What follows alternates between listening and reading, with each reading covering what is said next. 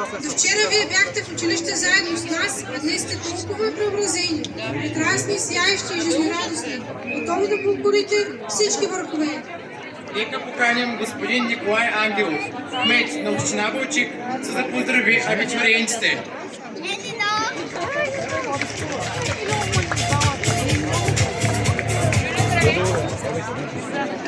Скъпи абитуриенти, поздравявам ви с завършване на средното образование. Но поздравявам и вашите учители, и вашите родители за това, че те ви помогнаха да сте тук.